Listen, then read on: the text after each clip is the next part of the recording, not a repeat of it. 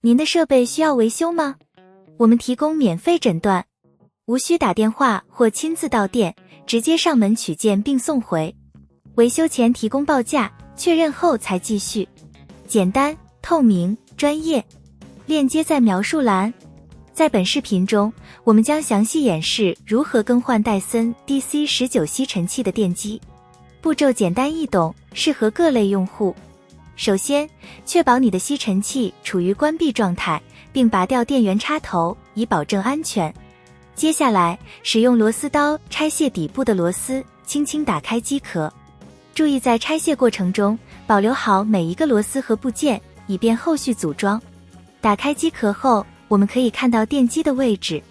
小心地拔掉连接电机的电缆，确保不损坏任何其他组件。接下来，使用扳手拆下固定电机的螺丝，然后小心地将电机取出。此时，你可以对电机进行检查，看看是否有明显的损坏或磨损。如果确认需要更换电机，请确保购买与戴森 DC19 兼容的新电机。在安装新电机之前，建议先进行免费诊断，以确保其他部件没有问题，避免后续的维修麻烦。安装新电机时，反向操作即可。将电机放入机壳内，固定好螺丝，并重新连接电缆，确保连接稳固，避免使用过程中出现松动的问题。完成电机的安装后，重新合上机壳，确保所有螺丝都已固定。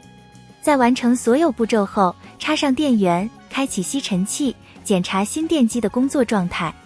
如果一切正常，那么恭喜你，成功更换了戴森 DC19 的电机。如果你在操作过程中遇到任何问题，欢迎联系我们的上门取件服务，我们将提供专业的维修前报价，让你无后顾之忧。您的设备需要维修吗？我们提供免费诊断，无需打电话或亲自到店，直接上门取件并送回。维修前提供报价，确认后才继续。简单、透明、专业。链接在描述栏。